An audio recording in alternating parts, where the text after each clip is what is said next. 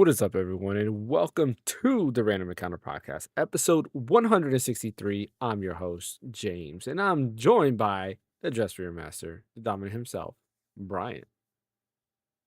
Live from whatever the island is that's in Dragon Quest VII Reimagined. It's a good question. I don't know what the Isn't island's it like name Bali is. something? Hang on, let me look it up. That's Uh, the Bali Malloy. That's the first yeah, island you go that's what I was to. referring to. Oh, okay. Did you finally beat the demo? Yeah, live from Bali Malloy. Yeah, I did beat the demo about an hour and a half ago. Okay, I nice. have thoughts. I have some thoughts. You do have thoughts. Well, I guess we might as well get into those thoughts. But before we get into those thoughts, don't forget to hit that like and subscribe button. Follow over on Twitch. I apologize for those of you watching the vertical stream. I am using Meld. Finally, it's working great for me. They've kind of fixed every little thing that I had an issue with. The downside is, as of right now, there's no way to preview a scene and like kind of edit. So I had set up a scene for 3 because Ash was joining, but he's joining a little bit late. So now we gotta wait for him to join for it to kind of fix itself. But yeah, we'll be using Meld from now on and see how it goes because I do like the interface and how clean it is. It's kind of like everything's there, and I like the simplicity of that.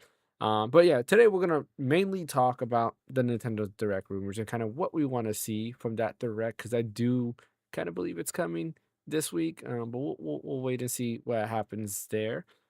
So let's go ahead and get started with our thoughts. Go, Brian. I want to hear what were your thoughts about the demo? I loved it. I really did. Like I mentioned before that I played a lot of Dragon Quest 11S, and I did Hmm. enjoy it. I just never went back to it due to the soundtrack thing, and I always want to get back to S. But Yeah. I loved it. Like I finished it today, and what happens is you beat this tower Hmm. level thing, and there's actually a really cool twist that happens in that. And then you go back, and then you go back to your home world, and then something happens, and then you have to collect these tablets, and then the demo basically ends. Yeah. And there were just a couple of things that kind of came that I wasn't anticipating story wise, like I didn't see coming. Hmm. One was like the big reveal of some of a character of like what they are and everything like that. The other was just like a very darker tone that occurs before you finish this boss in the tower. The music is just really wonderful. I'm really looking forward to seeing like how the world opens up because you kind of get a glimpse of it once you beat the first area, like the first island you go Hmm. to. It kind of like does this weird thing where I don't want to spoil it too much, but it's different when this world comes to you. It's different than what it was when you left it, and so I can kind of see maybe where that Chrono Trigger vibe was coming from that you were talking about. Like I Hmm. can maybe see where they're going with that, and I can see the possibilities that could have opened with having that kind of mechanic. If the mechanic is kind of like what I think it is, as far as like with the tablets and going to these worlds and the worlds being different, I'm assuming there's some time stuff going on there. Um, and I haven't run into them yet because obviously it's just a demo, but Yeah. there's some aspect of like descendants perhaps and stuff like that that I'm anticipating probably will come. Maybe not. But I just love the characters are really nice so far. The dialogue is really charming. It's just a very cute game. Just very well animated. It's just so simple in how everything is placed and what consists of the buildings and the little items and it's just very simple, but it's just so well put together. It's kind of like a home cooked meal by your mom. Just very simple but like fulfilling. And you go to the shop, you get your items, you spend your gold, you upgrade your equipment, you sell the old Hmm. stuff. Just a very old school RPG in that regard. And I kind of appreciate that, and I think that's probably one of the reasons that people gravitate towards Dragon Quest VII is just because of its simplicity and um, its intention on holding on to the things that make old school RPGs kind of what they were. So I really, really liked it. And I mean, here's the thing: like, I was anticipating Dragon Quest VII Reimagined to be good, like no question, and that's why I went out and pre-ordered it because I thought that the trailer that they had, it was revealed at the Nintendo Direct in September, right? Yeah. It would have been the September Direct, correct? Yeah, like when they showed that, I was like, "Oh, this looks really good," and it's a Dragon Quest game. Like that's quality and everything. So when it came out on Green Man Gaming or whatever to pre-order, I went ahead and did it because I'm like, I want to play for that. Like that looks interesting. But once I was getting to the end of the demo, I'm like, I want to keep going with this. Like I want to see where the story goes and everything, and I want to keep fighting the monsters and leveling up my characters, and it's just all very simple and fun. And then right when you get back to the shrine to go on your next adventure, the demo ends, and then that's kind of the end of it. Um, the good news is that I paid for the deluxe version, which I think gives me early access. So I think it'll be probably Yeah, coming out in the next day or two, I think, or something, or very soon, Tuesday. I think. Yeah, it said 48 Tuesday. Okay, hours, cool. so it should be Tuesday because the game comes out on Thursday. Okay, well, that's something. So what's so perfect about it is that I started playing it on PC, and we mentioned before how immaculately it runs on Switch Yeah. too. Or not Switch 2, duh, Steam Deck. Hmm. It runs well on Steam Deck. So I'm playing it on PC and it's running. I mean, obviously it runs great on my PC, but then I switch over to Steam Deck and it runs just as great for the most part. And Hmm. so it's really convenient being able to kind of go between those and progress and then go to my PC and play it like on the big screen and then progress and then go to bed and kind of play it a little bit there. And that just kind of shows the magic of PC gaming and Steam and all that stuff that can kind of go hand in hand to make it a very convenient experience. So that's my thoughts on Dragon Quest. You can respond to that. I have a couple other things to talk about, other games I've been playing. So, No, I mean, honestly, like the art style. At first, I was kind of like when I first saw it, I was like, it looks great, but then at the same time, I was like, I wonder how it really is gonna look when you actually play it because the trailer made it look good, but I was still worried because the doll format and stuff. I was just like, let's see how it goes. But anyways, like playing the demo, I was like, wow, this art style and the graphics is amazing. The music, like you mentioned, it is one of the better Dragon Quest soundtracks. Even though I think they're all good, some of them are kind of like, they're some are better repetitive. than others, right? Yeah, exactly. In this case, this is definitely like one of the top tiers, like Heavenly Village, which is the main like town that you live in. It's that song. I love that song. That song is It's really very good. really good. And I was so excited when the Dragon Quest music came in like Apple Music. I put that on my playlist because it's one of my favorite like town songs ever. Really really good song. Even the song when you're in the tower when you're going to fight the boss in the tower. Hmm. That song is amazing as well. I'm like, man, Hmm. like this is a really good track. And I had completely forgot about it, so I went and added it to my playlist as well. So good Is music. it the OG DQ7 soundtrack or is it the reimagined soundtrack on Apple Music? I'm assuming. So it's the orchestrated soundtrack is what's on Apple Music. So Okay. like they have like the instead of having the MIDI albums, they have the orchestrated albums there, Oh, which nice. the Okay. version of the song that you hear is the same exact version. Oh, To okay, my cool. knowledge, at least it sounds exactly the same. Minor differences, I think, because I think they re-recorded the music using the same as Tokyo Symphonic Orchestra is the people who do the like live versions or the Mhm. orchestrated versions of the song, and I think they re-recorded it because it sounded a little bit different. They could have mixed it up as well to make it fit better into the game, but yeah, the soundtrack is great. Love the soundtrack. The only thing that's sad, and if you watch the YouTube videos, you'll know is that in the 3DS version, there's a job system in the game. You get that way later on in the 3DS version, you switch like your outfits when you switch jobs. Okay. Unfortunately, on this version, they took all that out, which is kind of lame. And then when Oh, you really really? look at it, you get costumes. Like the pre-order bonuses are a bunch of different costumes. It kind of gets you mad. Yeah, Like so what why take that out? exactly? I don't understand that. But I mean, it is what it is. I don't think it would take away from it. But there were some pretty cool looking costumes that they had there, which was kind of cool. It also makes it easier to distinguish, like, what roles characters are if you can Yeah. see what outfits they're in. Yeah, exactly. And if they stay the same and you change your class, you're kind of like, what did I have you as?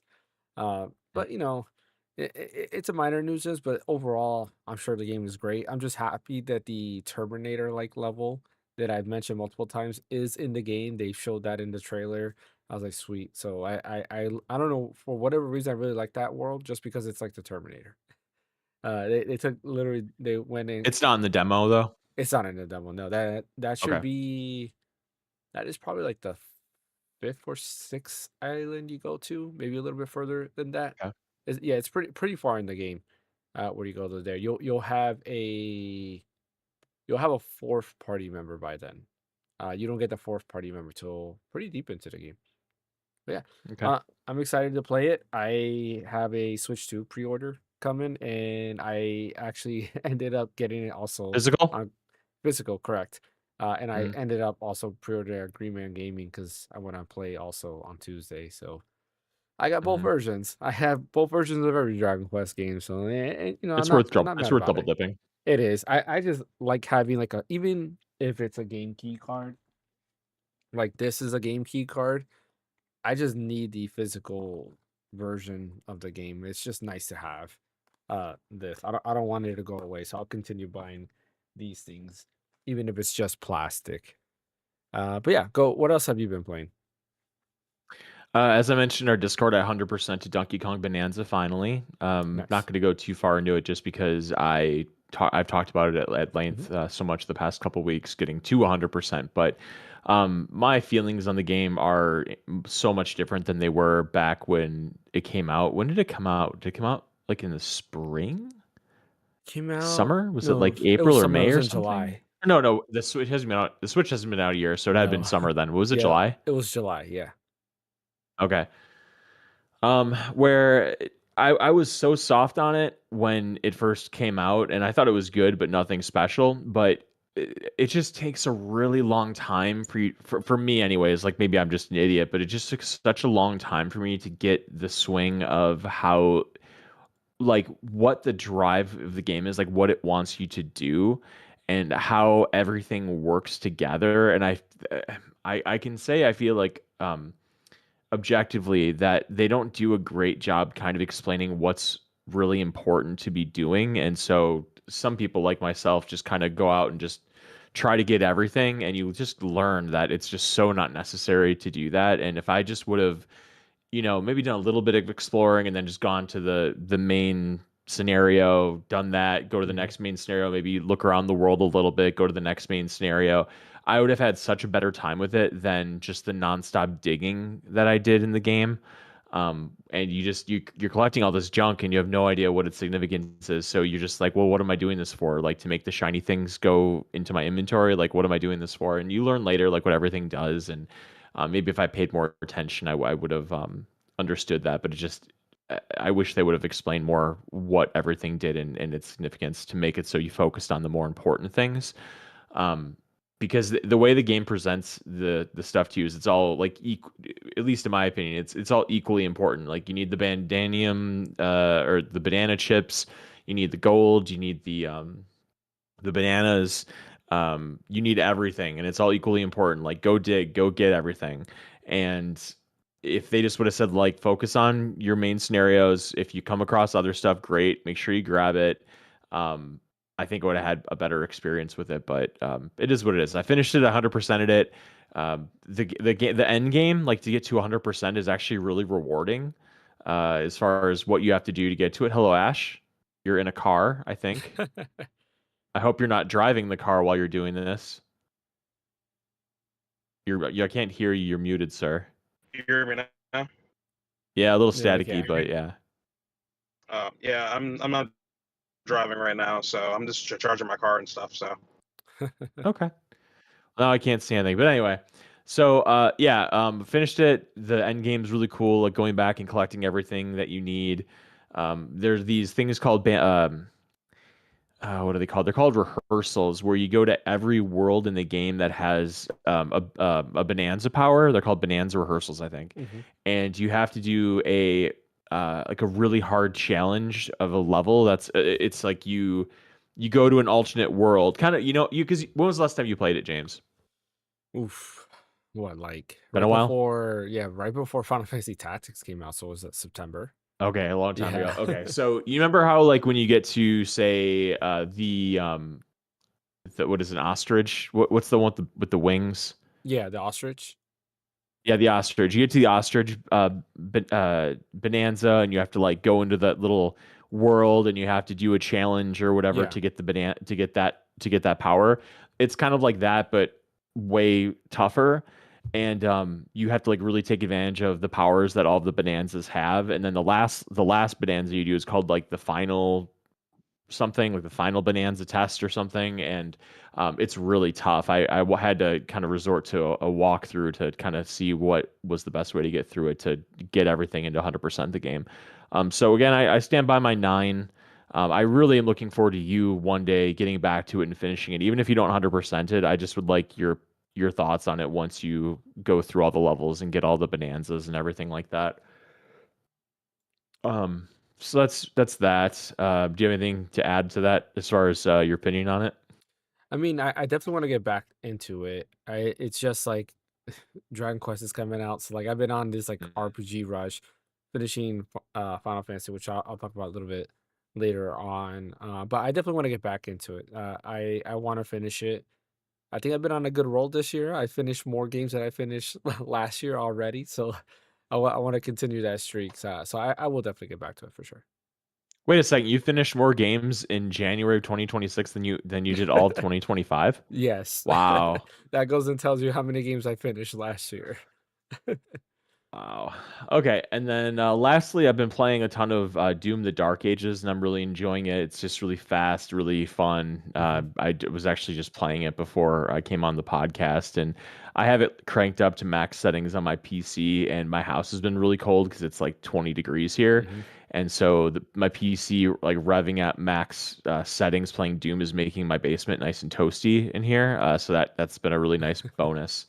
But it's by far the Doom game out of Doom 2016 and Doom Eternal. This one has definitely gripped me the most. I'm really enjoying playing it. So Hmm. that's pretty much what I've been playing for the most part.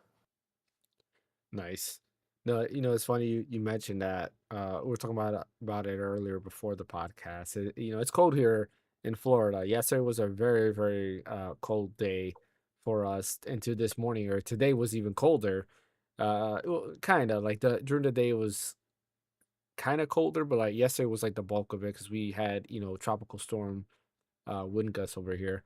But I thought about that. I was like, you know what? This is the perfect time for me to play my PC because it's cold in my house. I don't have the AC running. It's saving a lot of money, which is nice. Hmm. And I don't Hmm. have the heater running. We're just in, like long sleeves and stuff like that.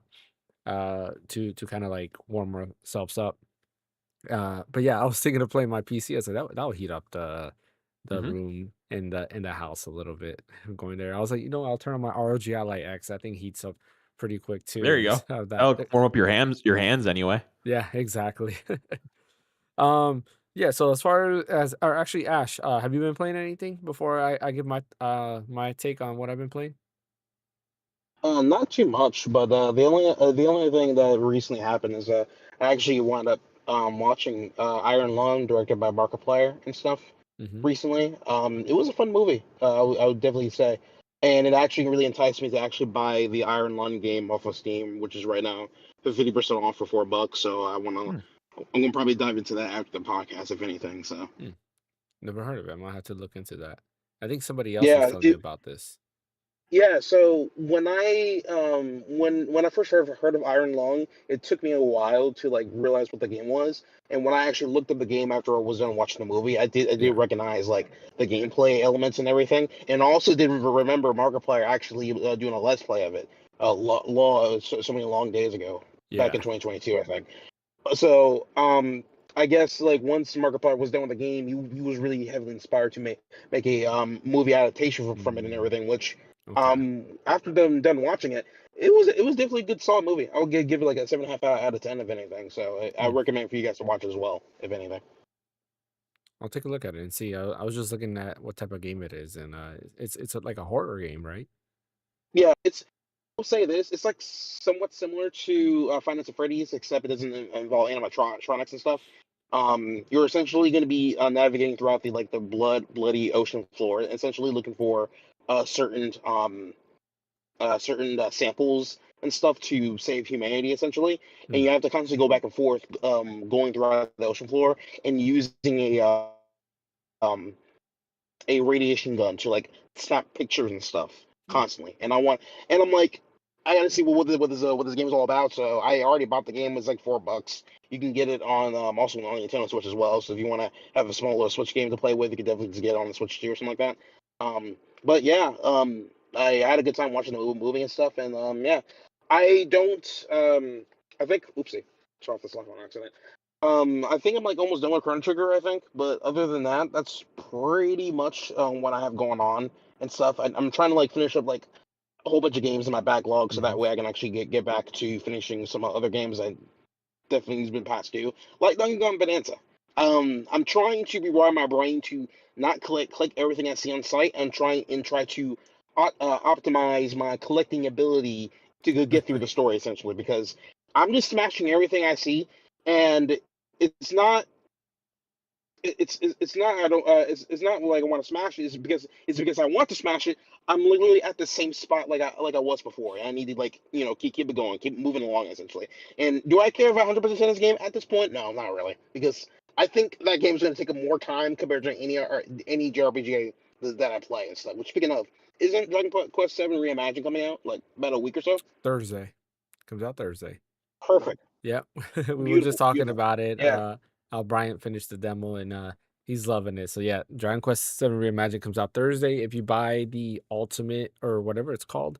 No, I forgot what I think is it called Ultimate Edition? Or it has whatever Not, I don't remember. not too sure. the more expensive version is. If you buy that in off of Green Man Gaming, because that supports the channel, you will get 48 hours early access, so you can actually start playing it on Tuesday, which is kind of cool. Plus, it gives you Oh, like a that's bunch of DLC and stuff like crazy. that. Yeah. That's crazy. Okay, if I do want I'm doing that, then I definitely need to finish up Chrono Trigger first at least, and then Mhm. hop into that on Tuesday. I hope, Yeah, and because then it's so right now when you buy it, it's $60, which is the price of the game. that's solid. So yeah, you're saving a good bit of money, which is a part of the reason why I bought it, because that's like, okay, the Switch 2 version was $60, but this Ultimate version is $60. So it's like, might as well get that, and you get the extra like costumes and all that other good stuff that they give you. No, it's cool. It's cool. And then but yeah, yeah. So I still need to run through some backlog games and stuff still and Hmm. everything. And hopefully, yeah, hopefully I can get the. I just realized when going through my list of Steam games where I put on unfinished, you wouldn't be able to guess which game is also on the unfinished list. It's actually Doom 2016. I've never finished that game. Mm. I never finished it at all. So I yeah, don't I it's don't it's a even lot I need to own go that through. game. That I Now that I think about it, like, I think I Oh played it really? on Game Pass. It was on Game Pass before, right? Or no? Yeah, yeah. I'm pretty sure it was. Yeah. But like So I think that's where I before played it it went on on. Game Pass, I think before when it went on Game Pass, the game was always on sale for like less than like $10 for the most Yeah. part. So like most people already own that game already. Along with I think it's called Doom Eternal and stuff. I think Mhm. that's a bit more higher, but like when it's on sale, it's like $15 or something like that. And Doom Is the Dark Age is gonna essentially follow suit, which it depends. Is I Doom the still have Dark Game Ages Pass. co-op? I don't know. Brian, do you know I don't that? think so. I don't know. Hmm. I don't think so. I was just wondering because I remember I was playing like we went through years ago with my son. We played OG Doom, and then Doom 2, I believe we played those through co-op because they just don't make like co-op games like they used to. But yeah, we're trying to find some games to play together. He wants to play Elden Ring, but I have to buy another copy of Elden Ring so we can play, because we played through Dark Souls on the Xbox Series X, and he played on the Series S, and I forgot what happened. We did something, and do you know the part in Dark Souls? Ash, you should know the part in Dark Souls where you get you fight a boss. It's like a giant. You get to this Yeah, bird, and he flies you to like the next area. yeah, And yeah, so I don't know what happened, but I think we got to the next area, and he forgot to go to the bonfire, and he died, and he went all the way back to that like little castle area. I forgot what it's called, but he had to go through all of that, and we stopped because he kept dying. He couldn't get past the castle, and there was no way for me to get back, because at that point you can't backtrack yet. You have to do a couple of other things before you can backtrack. So oh yeah, yeah. we You're ended up right. stopping playing there. Jeez. Okay. Yeah. Yeah. But yeah, I'm really hoping within like the first 1 to 4 months I can get these games finished up Mhm. essentially. I'm not trying to rush them. Not at all. If anything, I'm still taking my time with Chrono Trigger and stuff because, like I told you guys before, I recently went back into it and realizing, god dang, that this game was so ahead of its time. Even now, I feel, you know. Yeah. Yeah, and it's just so funny because how Chrono Trigger got brought up was because I was so having so much fun with Dragon Quest Seven, and I'm like, man, I really want to have a Yuji Horii like experience. What other game I also want on there? And I'm like, Dragon of no, not Dragon Quest. Chrono Trigger. So I was like, let's get into that and trying to finish that stuff up, you know. So, Hmm. but um, but yeah, that's pretty much it for my side. Other than hey, a new game on my radar now is now Iron Lung for $4 on Steam. So I might just dip my toe into that and see why Markiplier loves the game so much, you know. So, but yeah. Cool, cool. So as far as what I've been playing, of course, beat Metroid Prime 4 on Friday. Technically Saturday because I stood up till what, like almost 2 a.m. My Crazy. time beating it. But I told you, I was like, you know what, I'm gonna beat this game. Like it's the end, I might as well. And I give it like a 7 out of 10. It's a good game, but it's not great. Like I do think it's the weakest of the Metroid series. There's a lot of things I didn't like. I don't really like the enemies. I just feel like the enemies were kind of boring. Um there were some great boss fights still. Like the volcano one Hmm. is very memorable. Hmm. There's a That's couple of probably my other favorite ones. one. Yeah, I would say that's definitely the best one. And then I do enjoy the Silex fight, the one that you do in the Thunder Tower. He's very fun to fight. Even as a final boss, he was very fun. I hate the desert, the open world. I really hate that area. It is just so unnecessary. That area does not need to be there. I think aesthetically the first area is the best looking area. Everything else just seems like an Hmm. afterthought, which is kind of weird. It's almost like they put so much effort in that beginning area and then everything else just is kind of like there.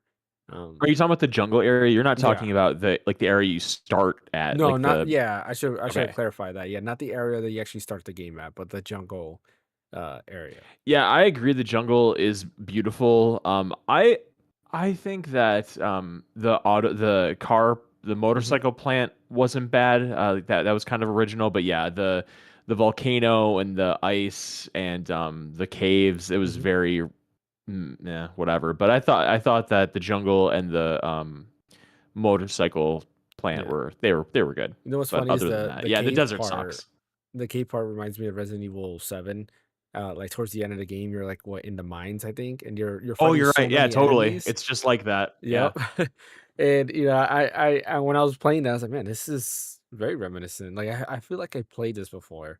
But yeah, it reminds me a lot of Resident Evil 7 for sure. But yeah, Hmm. it's a good game. I do think it's probably worth a playthrough.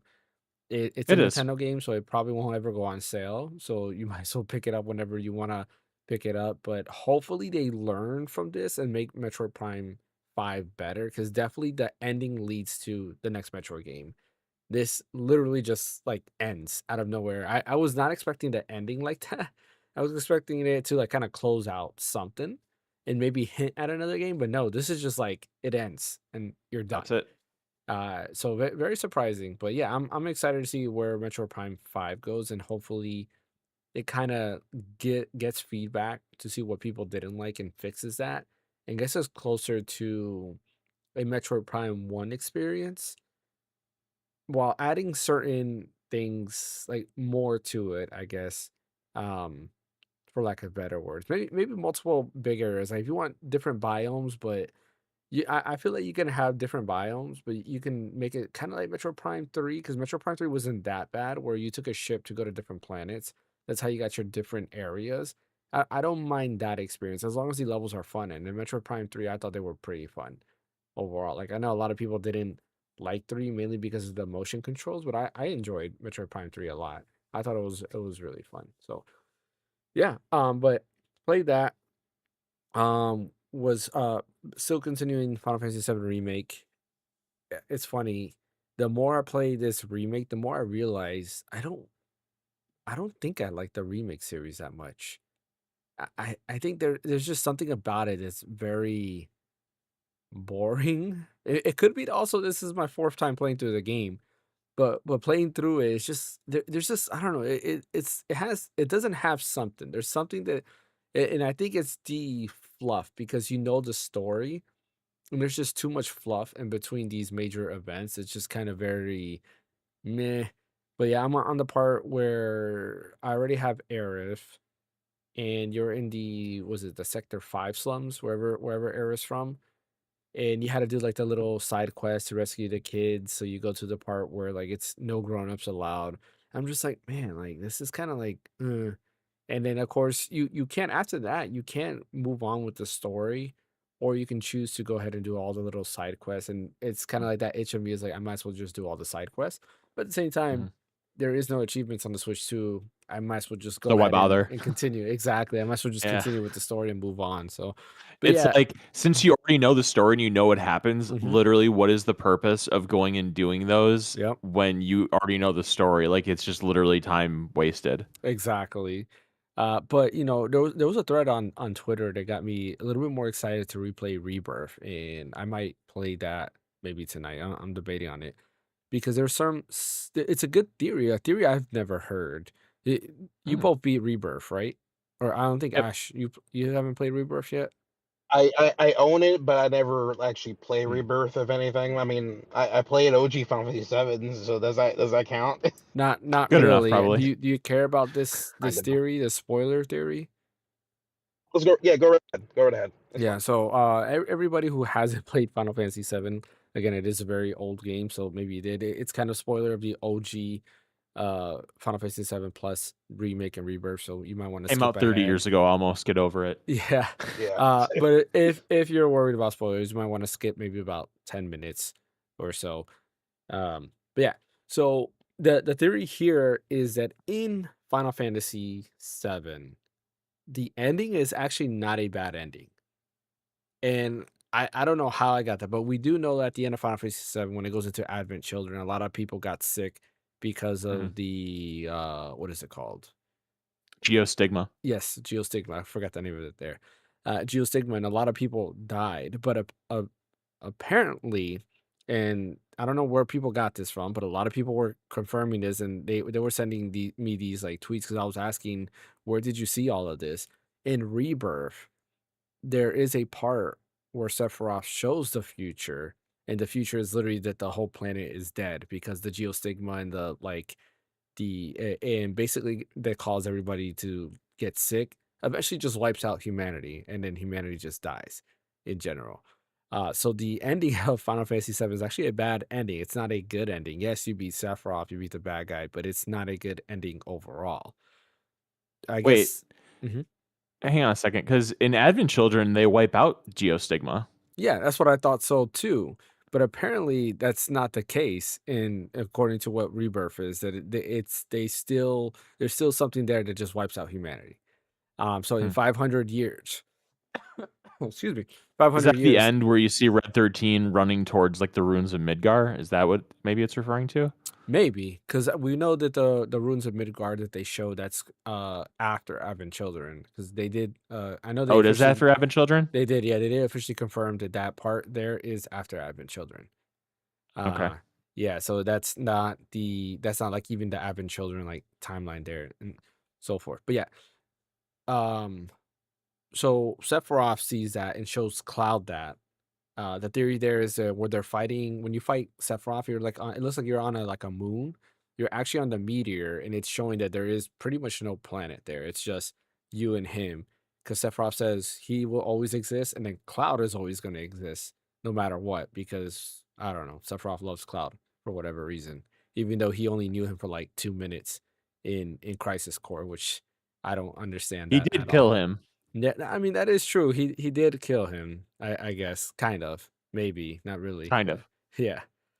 But I thought that was an interesting theory where Aerith apparently sees that, but the what is it? The Whispers, they're actually taking her memories because they keep taking her because she sees the vision of that ending. So Aerith is actually trying to point a different fate. That's why she keeps fighting the Whispers, is she doesn't want it to actually end exactly how Final Fantasy 7 does. Sephiroth also doesn't want it to end that way, but he wants it to end in a way where he controls everything. Does that kind of make sense? So that's why the Whispers are a big thing. But apparently a Rebirth, the whispers are not as much of a thing, but that's the whole reason of why they continue to keep coming out, because Aerith is actually trying to change things from the ending of 7. So I thought it was kind of an Hmm. interesting theory overall. I was like, I can see that. So 7, if you're saying 7 is a bad ending, then they're trying to change that bad ending and make something better. Then I think that's a kind of a cool concept right there. And I'll dig that Hmm. story. We'll have to wait for the last one. And I just don't like that they use Reunion for Crisis Core, Yeah, because it Reunion would fits have been it. so perfect too. It would have been Exactly. so perfect. In this game, it's constant Sephiroth saying Reunion, and then you have Hmm. the robe guys with the like tattoos on their arms. They keep saying Hmm. Reunion all the time. It would have Hmm. made 100% sense for that to be Reunion. If they decide to use Reunion and leave Crisis Core Reunion, I think it's going to be very confusing there. So hopefully they don't use that. We'll see. I don't know what they It'll can. definitely start with the RE though. How about Final Fantasy 7 Return? Yeah, return. Return? Like Return of the Jedi. No. Return to the live stream? Batman Returns? Right, I don't know. Well, what else? We're gonna have to figure out. Reintegration? Yeah, redecoration, Resurrection? reboot, Final Fantasy 7 reboot. That's what it's gonna be. I don't Yeah. know. We'll have to see what comes with that. But anyways, I'll finish that. If I don't finish it by Tuesday, I'm gonna be jumping into Dragon Quest 7, anyways. And yeah, like I said, I'm excited to kind of play some Rebirth. I've also been playing Path of Radiance. Fire Emblem, Path of Radiance. Great game. Been playing it little by little on Nintendo Switch Online. Just do a couple of chapters here and there, and then move on to something else. And that's about it. Today I was playing Mario Kart Super Circuit just because I was feeling nostalgic. Oh yeah, I remember that came out in 2001, the Game Boy Advance, and it was Hmm. like such a big deal that such a good-looking Mario Kart game was like portable. That was Yeah. really cool. But isn't it crazy to say out loud Final Fantasy 7 is about to turn 30 years old? 30? Yep. 30 It's next year. to me, it 30. was just yesterday that I played the game on PS1. 30. Scary. Yep. Which But speaking of, uh-huh. which speaking of, I have to like point this out is that the Steam version of Final Fantasy VII is going Oh to yeah, get an that's a good update. that's a good story. Yeah, we didn't even mention that in the Yeah, notes. That's a good it's gonna yeah. get an update. So for anybody that's worried about this, I mean, I think you might have to, because the mods that you're gonna be using might Hmm. break if the code base on it is gonna be like 100% different. Which honestly, uh, I honestly think that they could have just kept it the Eidos Entertainment version of it, because everything worked perfectly fine, I guess. But No, Well, I they don't it know. definitely you didn't. can still play that. Yeah, if you Huh? bought it already, you can keep it. But the Eidos one was not a good port at all, which is part of the It reason wasn't. It why. has that stupid launcher. Yep. There's a lot of things that were wrong with that port, which is why mods was a big thing in that game, because it was a very bad port. But that was on the notes, and that's a great segue to small news. It is. There, because that new version, like Ash said, Final Fantasy 7 will be coming soon. So if you want to buy the Eidos port, you might as well buy it now, because that version Mhm. is based off the original PC port back in nine. I think, when did the PC port version came out? I think it came out like a year later, if I remember 98. correctly. Yeah, Yeah, 98 or 99. yeah. Because Yeah, I I think. bought that.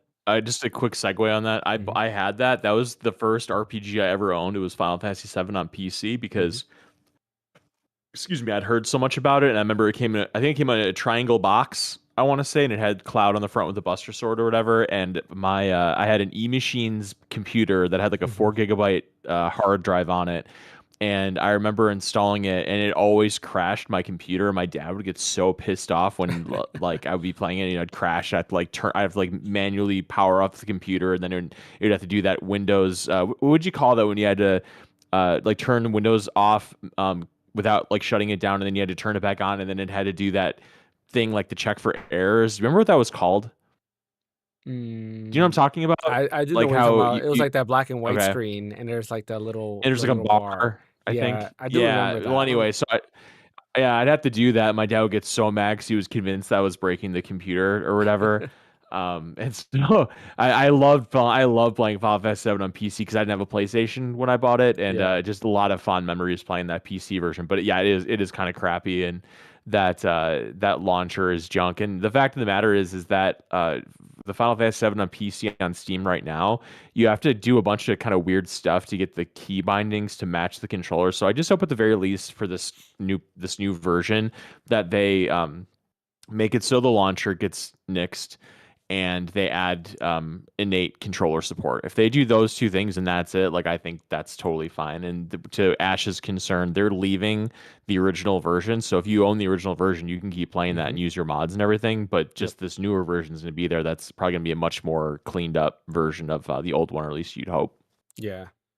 Yeah, and also the other thing is that the new Final Fantasy 7 version, I'm almost 100% sure it's going to be based off the mobile version, which is the ones that the PlayStation, Xbox, and the Mm. Switch versions are based off of. Which will give you like all the same features that those versions have, which Like I no think is the random better one. encounters, level 99, stuff like Correct. that, probably. All of that good stuff. That's part of the reason why I bought Final Fantasy 7 on Switch 2 over PC, because I did not want the PC version. I mentioned multiple times it is an inferior version when you compare it to all the other ones, but it is nice to see that they're updating that version. I want to say that's not the only game they did that to. There were some other games out there that they've been updating to the, I guess, the better version. I think Final Fantasy 6, maybe. No, I think they got rid of Final Fantasy 6 for the or pixel remasters, right? Is that what they did? I don't remember. 8, I mean, when they did Final Fantasy 8 remastered, they let you keep the old version of Final Fantasy 8 that As was on well. PC, and they brought Yeah. forward the remaster. But the remaster, I'm imagining, is probably much more of an overhaul than what this is going to be, I would assume. Yeah. But yeah, good thing to have. I'm excited for it. I did end up buying it because it was like $4.50 on Humble Bundle or something like that. So I picked it up so I can have both the old version for whatever reason if I Hmm. wanted it, and I'll have the new version, and maybe I'll revisit it on the Steam Deck so I can have achievements and play with There you some go. achievements. Some other small news: Tomodachi Life had a direct, and it's not my cup of tea. I'm not Nope, interested in me it. either. It has some good music though. Like the first Tomodachi Life had some pretty good music. So if you're a fan of that, it did have a direct. It pretty much just seems more Tomodachi Life. I always think it's funny because the way they talk, it's like, I don't even want to say AI, but it's like, yeah, it's all like automated. It's basically text to speech. So they say Hmm. words and it's like a text to speech. I don't know what do you call it, voice that comes out when they say so, which is kind of funny. But yeah, Tomodachi Life had a direct. Virtual Fighter 5 Revo is coming to Switch too. I do feel that that's like a, Hey Ash, you might want to turn on your mute. yeah. There you go. Okay, uh continue. Virtual 5, um I'm sorry, Virtual 5 Revo. 5 Revo is coming to Switch too. Great game. I had it on PlayStation 5. Was very fun. I didn't enjoy Virtual Fighter 5. I think it's a pretty cool game. I'm excited for the new Virtual Fighter game that they have coming out. But that is Hmm. finally coming on Nintendo Switch too. Disney That's just a Afternoon. really strong fighter game. Like it's just really It like is. that game came out probably what 15, 20 years ago and it still holds up like big Yeah, time. it does for sure. I 100% agree. And all they've done is like remastered it. Like they put it like higher resolution and stuff Yeah, it like looks a that. little nicer. Hmm. Yeah, maybe some extra accoutrements, but that's it. Yep. Disney Afternoon Collection is coming to Nintendo Switch Oh too. yes, And it is they're adding 2 extra games. So they're adding, what was it? Goof Troop Goof Troop and from SNES and mhm. Bonkers from SNES. And I was gonna ask you, the Tailspin game. Do you know if the Tailspin game that's in there, is it the same version that's on the TurboGrafx 16? I think it's the NES game. Is it the NES version? Dang, I think so. it might not I be think the all the same games one. Chip because it's Chippendale 1, Mhm. Chippendale 2, both NES DuckTales. games.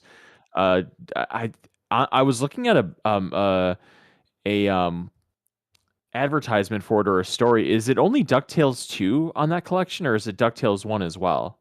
Let me double I check need to and look that see. up. I feel like it would be both of them, but let me just double check real quick. Let's go to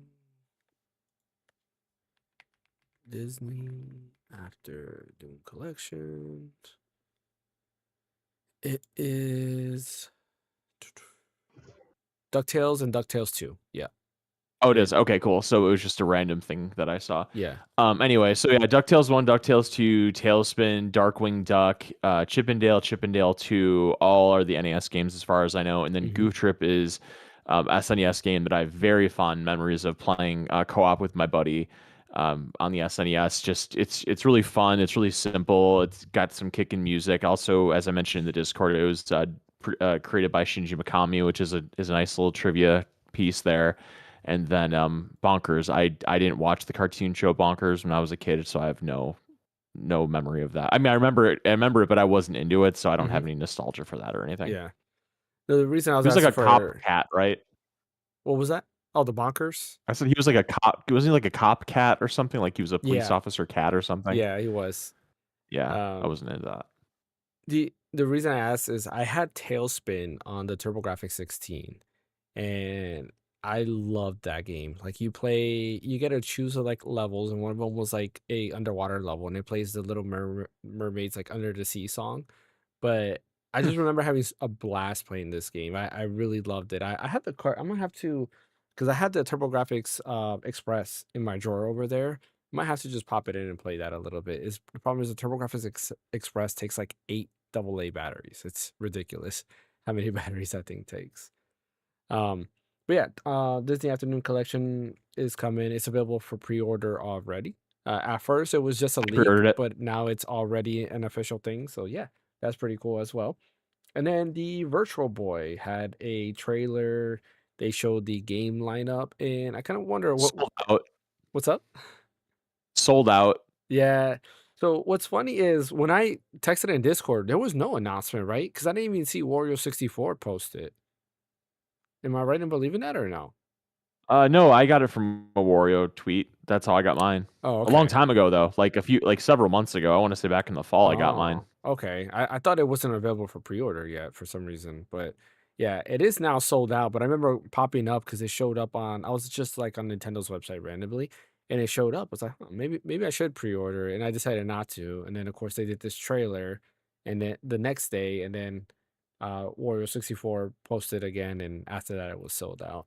But the lineup is pretty decent. Like I think it's it's the Virtual Boy, so some people might be like, meh. But I think there's some cool games going on there. There is a game in there that apparently was an F-Zero game, but it's called something different. It's called Zero Racer, I think, which is supposed to be an F-Zero game.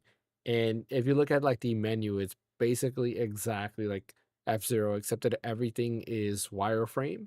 So it was an incomplete game overall, but it looks pretty cool. I honestly think if the Virtual Boy comes back in stock, I might pick one up because I would like to play You some of got these to. games. Yeah.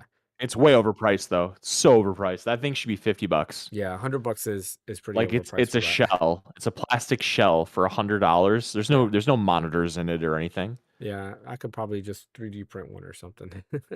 Probably. But yeah, that's it. What is your thoughts on the lineup? Are you happy with the lineup or you wish because I think Wario Land is coming later on. I don't think that's at launch. Is it? I wanted to. I know that Mario Clash game isn't right away. Let's Hmm. see. Virtual Boy games at launch Switch. Um. Yeah, you're no Virtual Boy Wario Land is at launch. Oh, it is? Okay, never mind. Hmm. So because I Yeah, thought that was it's the best looking one or my favorite. 3D Tetris. It's 3D Tetris, Hmm. Galactic Pinball, Golf, The Mansion of Innsmouth, Red Alarm, which is kind of like a Star Fox kind of thing, Teller Yeah. Boxer, and Virtual Boy Wario Land. And then coming in 2026 is D Hopper, previously unreleased, Jack Bros, which I think is actually it was a Japan only game. Hmm. Um, Mario's Tennis, Made by Mario Atlas, Clash. What's made by Atlas? Jack Bros. Oh, right. Yep, correct. Yep. Yep, because that's a character from Persona. Yep. Mario Clash, which is basically like a Virtual Boy version of the Mario Brothers arcade game, if I remember correctly. Hmm. Space Invaders Virtual Collection, V Tetris, Vertical Force, Virtual Bowling, which it's not called Milo's Funky Bowling or whatever. Or what was it called? Nestor's Funky Bowling, wasn't it? Mm. Nestor's? That I Let me don't see. know. Nestor's Is it the same game though? Bowling. They just change the Yeah, I name. think so. Yeah. They let me make sure you see what it's called. I think it was Nestor's for Funky Bowling. Okay. Yeah, Nestor's Funky Bowling. I'm thinking they must have taken out the Nestor piece. Maybe there's some copyright there for whoever designed that character or whatever. So now it's just, nameless boy throwing bowling ball. Like that's what the game is. But yeah, I like the games that I have the most nostalgia for Virtual Boy, because I never owned one. I borrowed it from a buddy, but I never actually owned one, which is surprising. I want to say it came out in like '96. The Virtual Boy did. It was Hmm. in between the SNES and the N64. Um, I played like Mario Tennis for sure. I thought that was the first game I ever played on Virtual Boy. They had a Virtual Boy stand set up at Blockbuster, and that was the first game I played. I thought it was really cool. Nestor's Funky Bowling I played, and I played Wario Land. I want to say it was those. Oh, and maybe Mario Clash, but those three for sure. I played. The Hmm. rest of them though I didn't. I remember, I forgot what store it was, but it was some store, and then I walked by the gaming section, and there was a Virtual Boy just standing there. And I was like, Probably like "What is Target this or thing?" something, maybe. Yeah, maybe it was a Target, but I remember I was just like, "What is this thing?" And I walked to it, and it's a game. I was like, "Oh, this is cool." And then I realized I'm playing Mario Tennis, and I thought it was like the coolest thing ever Hmm. because everything looked 3D. But then I Hmm. did get kind of like motion sickness, and that's the biggest thing Hmm. with VR with me. It's just I get motion sickness real quick, which is part of the reason I didn't want to get the Virtual Boy. But I do wanted, if for anything, just for it being a product Collector's that's purposes. exactly. Yeah, Um, but yeah, I think it's not a bad lineup. it's neat. I can, yeah, I can see myself playing some of those games, especially the Wario Land game. I think that would be really cool. That's actually a pretty good game. Hmm. We already said Final Fantasy, and that's pretty much it when it comes to I guess, yeah, basically what's there for small news. I saw you typed in a couple of things, so Metro Prime 2 and Pikmin leak at Target. I did forget about that. Thank you for adding that. There was a picture. Was it Target? I thought it was Walmart. It was Walmart's Nintendo Switch No, Online ad. are you sure? Yeah, I thought it was Walmart. But go ahead and fact Let's see, check that. But there Walmart. was a Nintendo Switch You might be right. Online ad, and it showed Metro Prime 2 Oh, and you're right. Pikmin. It is Walmart. You're right. My bad. Yeah. Which I think is kind of interesting. I wonder if it was just a mistake. I don't know. Hmm. You think that It wasn't a was? mistake. You think that's not a mistake? Hmm. That's real. That is one. I would bet almost anything that that is 100% real. Hmm. It's very unfortunate, by the way. I don't want it to be real. Like as much as I want a playable version of Metroid Prime 2, I think Yeah. Metroid Prime 2 and Metroid Prime 3 need to have versions I can buy. I don't really care if it has the same level of polish as Metroid Prime Remastered did. I mean, it'd be cool if it did, but like if it doesn't, like whatever. But the fact that you're gonna have one to buy, two to play on Switch Online in its original form, like Wind Waker, it's just a travesty. And then Corruption, it will probably be unplayable on modern hardware for the foreseeable future. Like the only way I could see them maybe bringing it back is if they do a remaster of that or they Hmm. port that, like when they do Metroid Prime 5 in 10 years or whatever. And then you have Metroid Prime 4, which is kind of meh. So I just hate how they're treating these games that Yeah. deserve to have beautiful ports of them available to buy, not just to stream. Um, so yeah, I hope the leak is wrong, but I bet you any money it's not wrong. Mm. Yeah. I just feel because Pikmin, it's already available to buy on Nintendo Switch because it's like the HD version with a Pikmin 1 and 2 collection. Yeah, but those Mario games were available to buy too with the All Star Collection, and now you can play them on all the games on the Mario Collection. You can play on Switch Online. Which Mario games?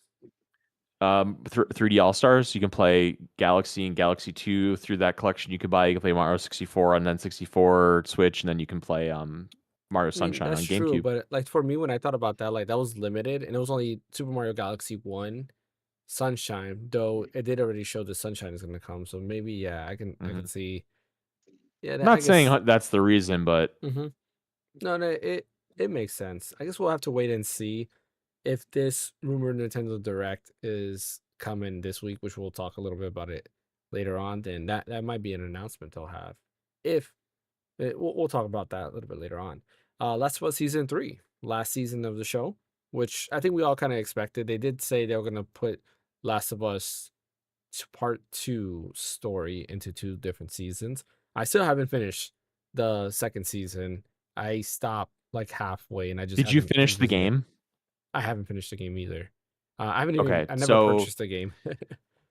oh wow. Okay, Yeah. so obviously I'm not going to speak on spoilers here, Mhm. but there is a way to have season 3 be the last piece of this, but I just it sees like the end of the game like kind of wraps up. If you left it there, it kind of works in a way, Hmm. but I do feel like there's room for more storytelling to like really have a final stamp on the characters in the world. And two just doesn't really do that. Two is very much like, okay, this world is very depressing. It's going to end very depressing, Yeah. and who knows what happens to these characters. So I can't imagine they're not going to do a Last of Us 3 to finish out the trilogy. Um, as for a TV show, I just can't believe they're going to finish the TV show with the way the game ends. It just Hmm. seems like such unfulfilling. Like for a game, it's one thing, but for a TV show, I feel like a lot of like modern audiences expect there to be a bow at the end of it, and The Last of Us Part Two does not have a bow. Like I'm okay with it being kind of Like an what's the open word? Like where ending. you don't know what happens. Yeah, like kind of open. Like I have no problem with an open ending in a game like that, but like a very um mainstream audience watching it on HBO, like Hmm. there's just seems to be a need for finality there that the game doesn't have. So I wonder if they'll adjust the ending to make it more final, Yeah. or if maybe this is one of those things where this is the last season before they go on a hiatus for whenever the third game comes out. Yeah, I mean, I can see that happening too. I guess while we're on the topic of PlayStation shows, they've announced the God of War cast already, Hmm. and I think it's kind of cool. They have I Yep, forgot me what too. his name is, who's playing Kratos, but all It's Opie from Sons of yep, Anarchy. He was in remember the Titans as well. Remember the Titans. He played Gary and Jerry, I think, in Remember the Titans. Yeah, Hmm. he's solid. I like him. But the best part though is that the guy that plays Mimir is coming back. Like Yep, that's the perfect. same That's so person. rad. That I always like Yep. when they do that, when they get like the same, like the voice actor to whoever to come back and kind of reprise his He's role. so perfect. Yeah, it's kind of like when they have Tails for Sonic the Hedgehog. It's like, yeah, Tails is Hmm. that's Tails' voice.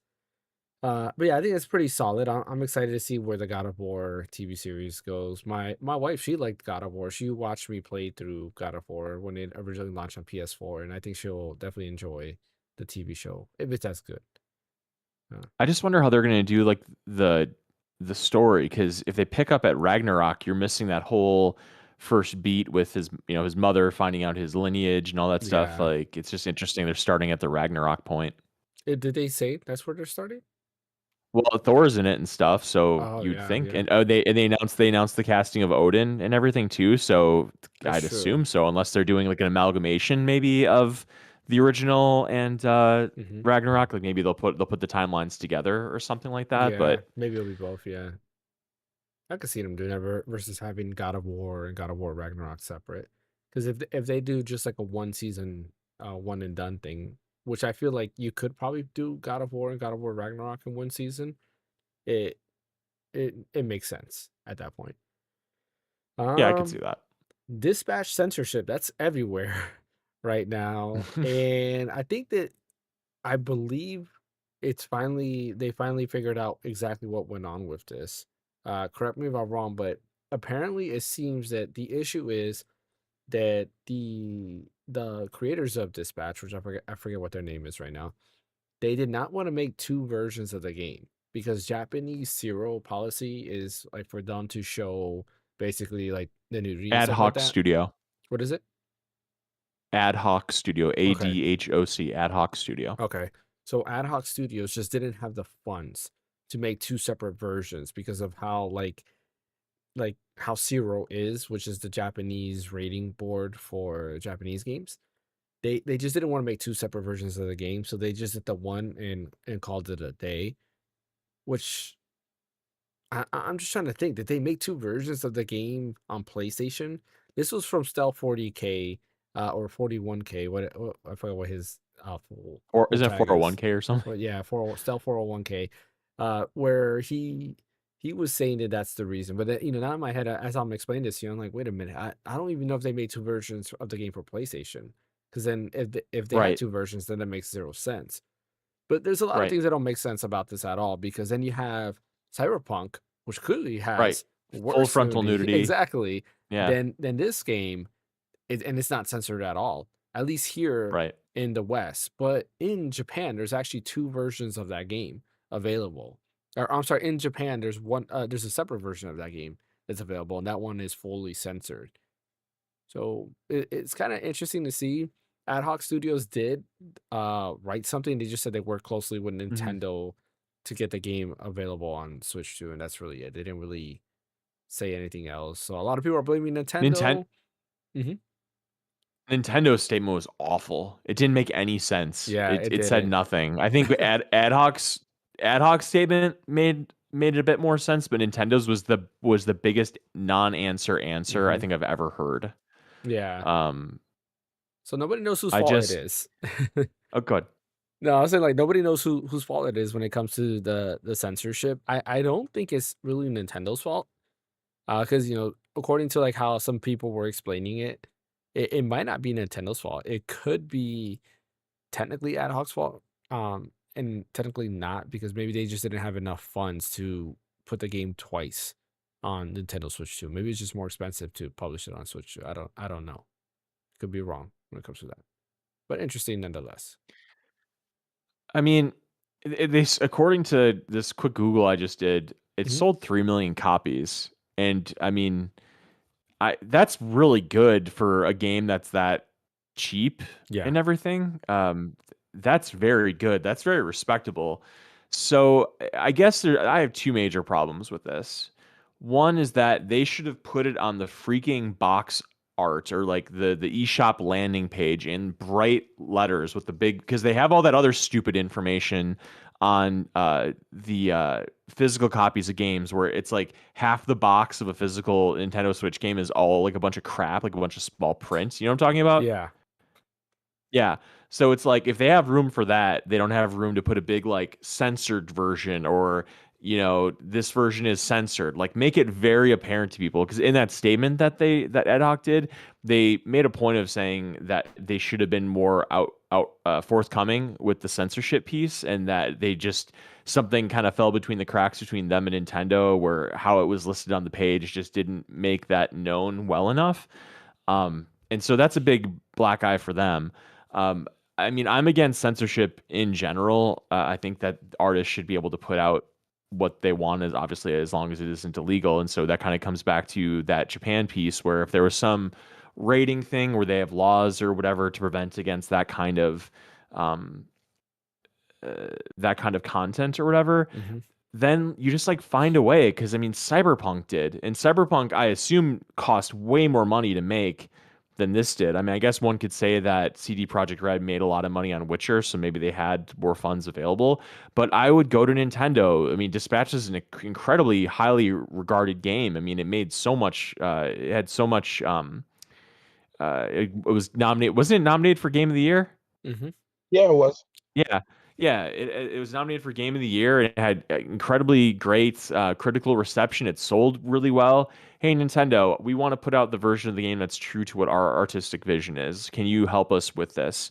And maybe you give them a slice of the profits or something if like necessary to be like a producer or something like that. But um, it was just really badly handled all the way around, and it's just such a shame that there's such a kneecapped version of Dispatch on Switch because I actually was Hmm. thinking of buying it because I haven't played it yet, but Same it here. really appeals to me how well reviewed it is and it looks really interesting. So I was thinking of buying it on Switch just to kind of triple dip it, but that ain't happening anymore. No way in hell. Even if it goes on sale for like $5, I'm adding that to my library. Yeah. So that's my thoughts on the Dispatch Hmm. fiasco. You got any thoughts on that, Ash? The whole thing itself didn't make any sense to me because there was like so many other games that there are like Japanese only on the eShop where they look a lot worse when it comes to nudity and sexuality Oh compared yeah, to 100%. Yeah. and let's not forget There's like that Hentai Girls 3D and stuff. Yeah. yeah, the AI stuff, all the AI slop. Yeah, all the slop. Them, them trying to make two versions of the game just doesn't make any sense to me. Because why for Japan? I would assume so if they were trying to make a separate version for China, because China have their own strict regulations on what should be allowed in the game and stuff. You can look up some stuff on Genshin Impact, for example, because back then they wanted to make permanent outfits for certain characters due to kids playing the game within the Asia servers and stuff. So I would say it would make sense to make a version for China, but for Japan, I that's a bit hard to that is a bit hard to believe on that stuff, if anything. Now, when it comes to them like not having enough money to make separate versions, listen, I know they may, I know they sold 3 million copies, but at the same time, we don't know the full logistics on like what actually cost them to publish the game again, well, without the censorship and everything. So, well, I mean, How we many don't know that line copies? of business. How many copies are So they going to lose in sales from it being censored, though? Too like that. That's also something to Yeah. keep in mind as that's well. going to be, yeah, lots of money. I'm not going to get Mhm. Dispatch on Switch 2, and I was Mm-mm. also one of the people that wanted to try Dispatch, and I'm like, oh, it's coming to Switch 2. Just play it on Switch 2, you know. But Not anymore. now with this whole censorship bullcrap, I'm like, brother, I don't know what is the actual truth behind this whole thing. Because it's like I said, there's so many other games that are not that are way worse than Dispatch, but they don't have censorship on it, so it doesn't add up Cyberpunk's on. the biggest example. Yeah. Yeah, Cyberpunk is definitely the biggest There's also example, and Witcher you guys 3 as said well. that. Yep. Yeah, Witcher 3 as well. But when you guys said that Cyberpunk also has like a censored version for the Japan version or something like Hmm. that. Yep. Okay. Okay, yeah. So I guess it tracks slightly a little bit, but it just doesn't. Not a whole lot, because there's already other games that are worse than Dispatch already, right? Hmm. So it's just I man, I'm quite feel torn about it because I really wanted to support this dev and everything, but I'm just really hoping they come out and say, hey guys, we're gonna release the actual version of the game on the Switch too, so that way we're not worrying about this in the near future. Because I really Yeah. want to support the game. I could just get on PC and play it on my Steam Deck or something like that. But I'm like, let me try to add another game to the Steam library. And right now they're giving me 1 million reasons why not to get on Switch 2. So, Yep. but yeah, that's my whole thoughts on that. Yeah, I mean, I'm with you guys there. Like, unless they come out with like a like uncensored version or something like that, maybe I'll pick it up. As of right now, it's a pass for me. I mean, to Or be add the fair, option to do it uncensored, like have it be yeah, Oh like a yeah, toggle in the menu or something. yeah, something like that. it's already like that in all the other games. They already have a Right. censorship Yeah, toggle. because they have the Yeah. Just streamer, make it like they have a pairable. streamer mode, right? Because you can't stream that stuff on there. So there is already a toggle on the other version. I mean, to be fair, I have said it before too. Like, that game is not really like my cup of tea. I'm not really into the Telltales, but like a lot of people have been saying it's a really great story. So I've kind of wanted to Mhm. try it out. But like at this point, it's kind of like still on the past radar now. I was interested in it with the Switch 2 version, but now that it's like that, I'm like, meh. I'll I'll I'll pass for now, and maybe in the future if they change that, maybe I'll pick it up. Big maybe. Concept is closing. For those of you who forgot who Concept was, 'cause I feel like a lot of people have, because I haven't seen a game from them in a long time. It's what's his name from Mega Man creator. KJ Inafune. Yes, KJ Inafune's studio that he made. Of course, the infamous Mighty Number Nine. He also did Recore, which Recore wasn't that bad. Mhm. I kind of enjoyed Recore. No, I liked it. Yeah, Recore was a mixture of concept and then old retro studio devs who made Metro Prime as well, which I forgot what their team was called. They got bought out by Meta. I forgot what their team was called, but anyways, it was made by them as well. But yeah, they are closing, so no, is what it is. We'll see what happens. Maybe he'll go back to Capcom, and maybe Capcom's going to use him on a I new Mega doubt Man it. I game. think there was some. I There think was there a was lot a of bad blood poisoning of between the the well two. there. Yeah. Yeah. I just have to say, when I found out that Concept was closing, I cried like a nerd on prom night. Well, it's kind of one of those things because it's I like, hope you guys get the joke, right? yes. Yeah. It's Okay. what it's one of those things that, you know, I don't know. I feel like he could go back to Capcom. I mean, what's his name is working with Capcom, and it almost felt like they had bad blood. Okami and what's his name? I don't remember Uh, his name, but I know what you're talking about. yeah, because he created Bayonetta. After he left, he created Bayonetta because Was he he had like some a issues with, huh? uh was he Clover Studios guy? Um, Because oh, Clover Studios did Okami and all that, yeah, because he was part didn't of they? that team because he also did Or Devil I'll May look it Cry up. and everything. Hideki And Beautiful Kamiya, Joe. yeah, Yeah, that's it. Yep. yeah, Hideki Kamiya. He's the one that I remember. He left and started Platinum Games because of the issues he had with Capcom, and then that's where he created Bayonetta and so forth. But then he left Platinum Games, and now has his own studio and he's working with Capcom again. So maybe he can go back to Capcom. You never know. we'll have to wait to see there. And the final bit of small news: PS Portal Pro is being rumored. And then so Sony's patent for digital controller. Brian, you're gonna have to tell me about that because I did not see any of those rumors at all. Yeah. Oh, you didn't see anything about the Mm-mm. Portal No. either? Okay. So apparently the rumor with the Portal is that sometime this year Nintendo's going to announce, or Sony's going to announce um uh, a PlayStation Portal that's again, this is all rumored, but the main thing is going to be OLED screen on the Mm, Portal and faster Wi-Fi and Hall effect sticks. If this thing comes out and it has an OLED and the sticks feel comparable to a dual sense controller, I will run so fast. I will to go to the store to buy this thing. I won't even need a car. Because that's how much I will want it. Because the idea of having a dedicated PlayStation remote player with an OLED screen with the haptic feedback, with better sticks and a huge, beautiful screen.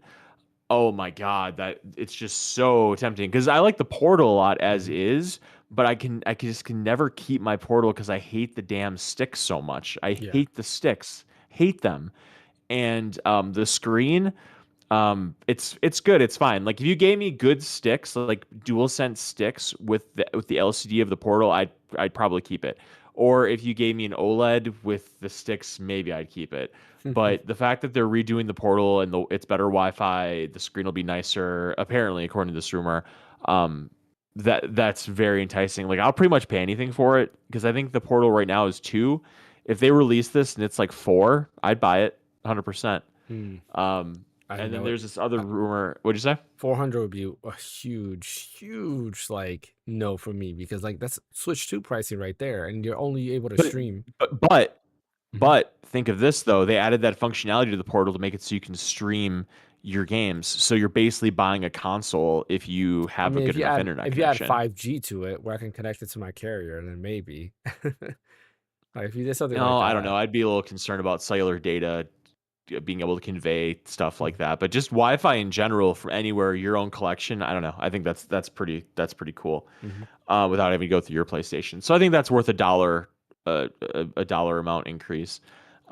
And then the other thing was this patent that Sony put out there that I saw on Twitter that it's like a controller that the where the square, X, triangle, and circle buttons are is that it's a screen instead, and it Mm. uses like haptic feedback to for you like to press buttons or something, or it like detects where you're pressing to the point where it knows if because one of the biggest problems that I have with mobile gaming without a controller is Yeah, when you're trying to play a game and you tap the screen to like press A or to you use might the miss directional, something. you miss it, right? And I Yeah, guess this technology that Sony's using is it uses I don't know if it uses AI or if it uses some machine learning or something where it learns like where you're tapping to get certain things, and so there won't be any more miss hits and stuff, and so there won't be any physical buttons. So that sounds kind of interesting if it actually works as well as advertised. But I yeah. thought that was kind of cool. Yeah, that is pretty interesting because like I agree. I've played some mobile games with like standard button setups, and I'll tap on Impossible. it. Yeah, and I'm missing. I was like, man, you have to be Mm-hmm. very precise on where you're Mm-hmm. tapping, or else it won't recognize that button press. That's why I give props to the Naruto Ultimate Ninja Storm game that's on like Apple Arcade. That game, when you tap on it, there is a little bit of a broader like reach. So if you tap like mistakenly a little over it, it'll still recognize the button press, which is pretty cool. Good port too, as well. If you want to give that a try, very good port, runs solid. I did use it in my video for the MCon here. I did use it for that. Is that So your MCon or is that fans? this is fans still. Okay. Yeah, I was gonna not do a full length video, but then I ended up, I mentioned this on the stream on Friday. I ended up cutting a lot of footage to hit the shorts mark because even though you can do Mm, shorts up to 3 minutes, it seems that like that 1 minute mark is still the sweet spot. If you go anywhere or a little bit over, it tends to kind of get lost there. But yeah, I mm. still have a bunch of other thoughts on this that I did not put in the video. So I think I'm gonna just do a long form video this week so I can give my my complete thoughts on the controller because I agree with you. It's not. I don't think it's the best ergonomically for sure. It's like it's okay, but it's not the best, and it is mainly like the buttons up here. They are kind of Hmm. hard to press, even if you take off the little this, which is The also wings, yeah, they're even hard to come like off. this, yeah, it's still not like it's still not ideal because like even Mm. trying to get these thumbsticks, it just feels like I have to be like this all the time, and yeah, like I will yeah, say those sticks are better than the portals. these really you think so? Yes, Well, I because think they're a I Hall effect booted up. too, aren't they? Yeah, I think they are. Yeah, because I booted up Shadows of the Damned on that thing because that was like a good shooter, just to like kind of easy come in, come out, Yeah, to test the aiming aspect. And I was shooting like crazy. It was going great. And when I played it on Portal, I'd be like aiming like all the way over here and all the way over there. And yeah, yeah, those sticks are actually pretty decent. Like all the stuff on the face, the D-pad, the buttons, the they sticks, feel those all good. feel pretty good. Yeah. Yeah, it's just the stuff on the back, the R2, L1, that Yeah, you stuff. have to like if you play like this, it feels great. Like you can play like Mhm. this, but if you try to do this, it does Yeah, not feel that's where the like problems. yeah, it's the minute you start Yep. messing your fingers here. Like playing like this, Hmm. no problem. But yeah, I might actually sell mine, to be honest. Like I really? might try it a couple more times to see if I can get used to it. But Yeah. at this point, I'd rather just have my Backbone Pro. That's so much more comfortable to use than that. Yeah, and it's funny like I do think it's kind of cool that this comes off and you can just use it as a Yeah. kickstand. That is kind of cool. But yeah, I can see why it's well, it's one of those things. You'll get my full thoughts later on this week. All right. Rumor Nintendo Direct. Nate the Hate talked about him a lot on the podcast. He is usually 100% correct. Like I can't think of a time where he was actually wrong when it comes to Nintendo Direct or State of Play rumors. Or he has like insiders for sure. Anything that was to be announced, he talked about Final Fantasy VII remake coming out. He had like basically he also said that Rebirth was coming, and this was before the Switch 2, before Remake was even announced for Switch 2. He had said it is coming to Xbox and Nintendo Switch 2 at the same time. Sure enough, that's what we got. A lot of things that he has been saying is true, and he had went to well, not so much Twitter, onto his podcast. So check out his podcast, which is just called Nate the Hate Podcast. Check out his podcast where he does do a little bit deep dives and kind of gives his thoughts on there. He was stating that this week, this Thursday, there will be a Switch 2 Direct. I believe if there is one tomorrow morning around 9 a.m., we should hear about it. If not, because I want to say there's Isn't it a partner direct? yes. So that's one other thing too Hmm. that he is saying that he wasn't 100% sure. He did not really clarify it, but he says he thinks it's a partner direct.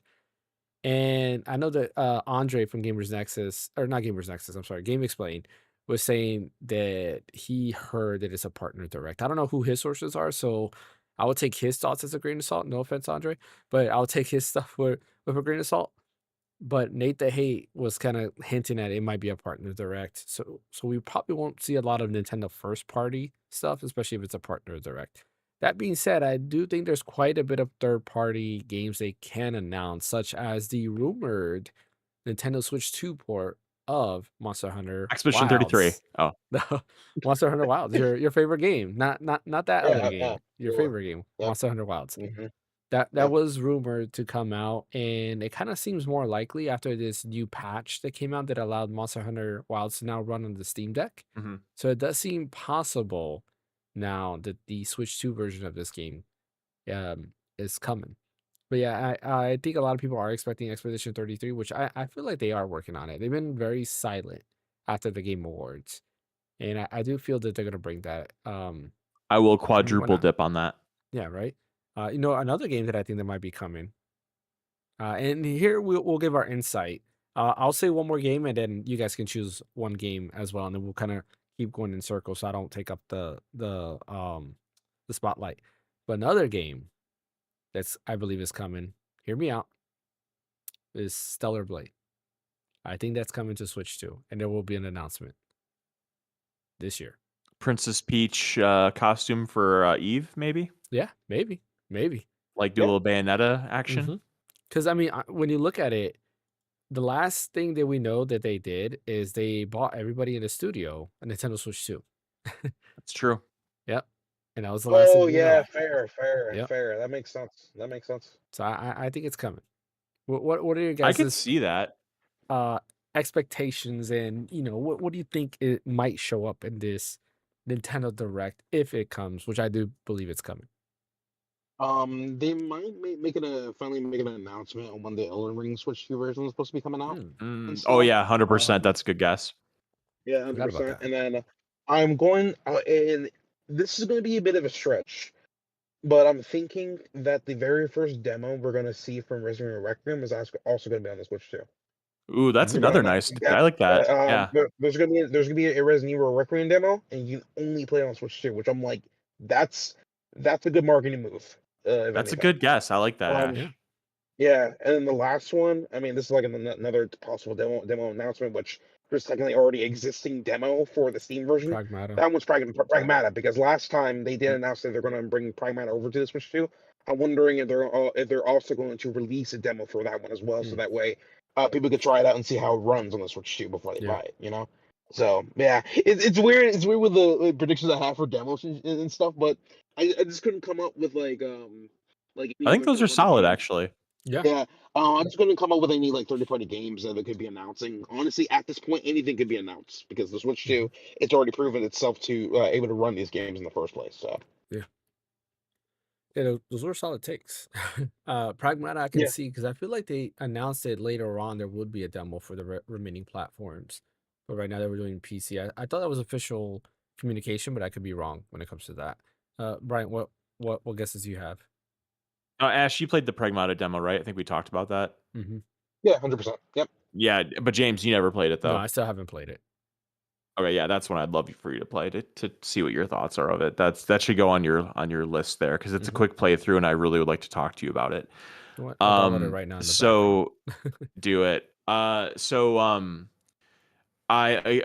kind of go with what I was saying, like I really think Expedition 33 is going to get a Switch 2 port. I think that's really a safe bet because the game has so much critical acclaim. It has strong sales everywhere else. It'll sell a bunch on Switch, and you'd imagine that they'd make their money back and then some to put it on Switch, just because of all the other companies that have put games out that have varying degrees of demands on the hardware. And I'd assume Expedition 33 they could optimize to do a really nice Switch 2 version of it.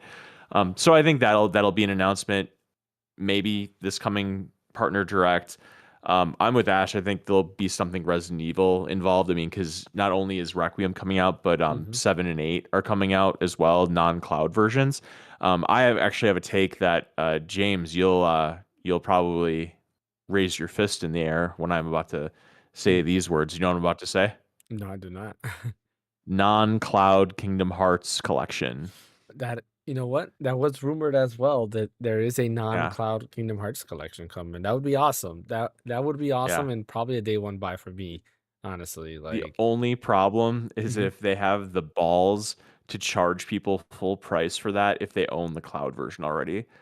Like if they do that, like here's the Mm, thing. I don't mind them making it. I don't mind if it's not a free upgrade. Like if you have to pay $10 or yeah. $20 to upgrade to the on device thing, like that's fine.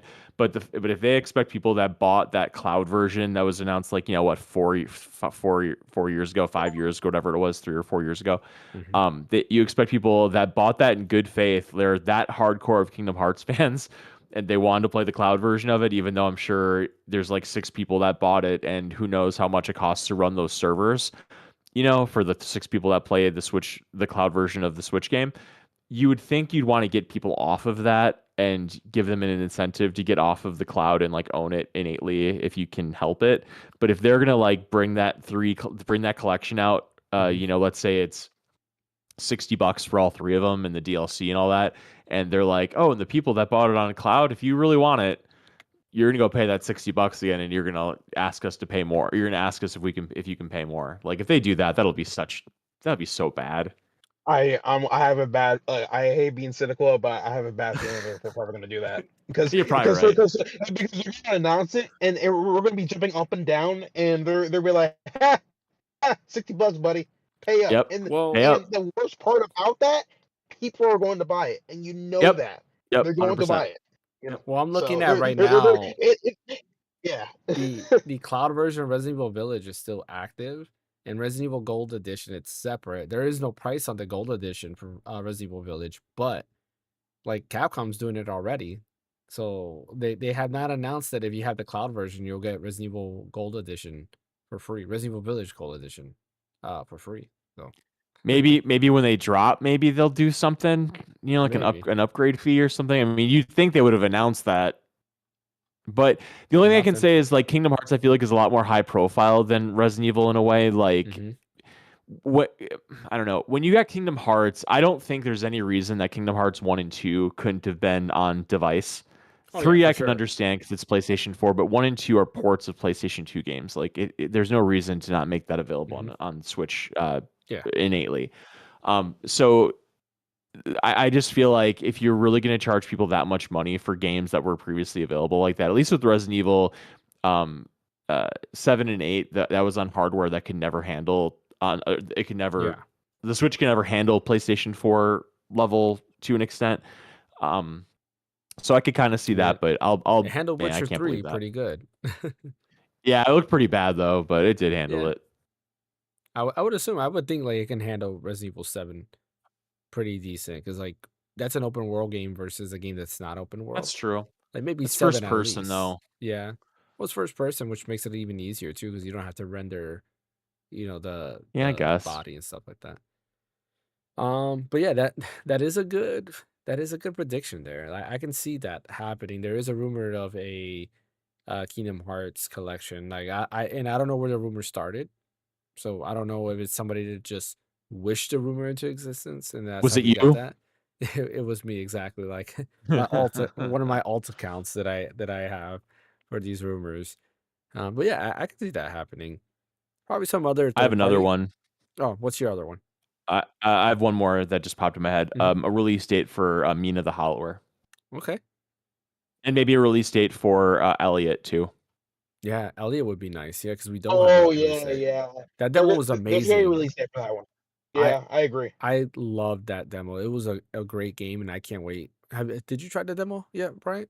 I never tried it. No, It it definitely I it should. feels very like Secret of Mana. Like it has the Mm. Zelda vibes, right? Kind of like Secret of Mana does, but it's very RPG. It was It very looked fun. easy to me.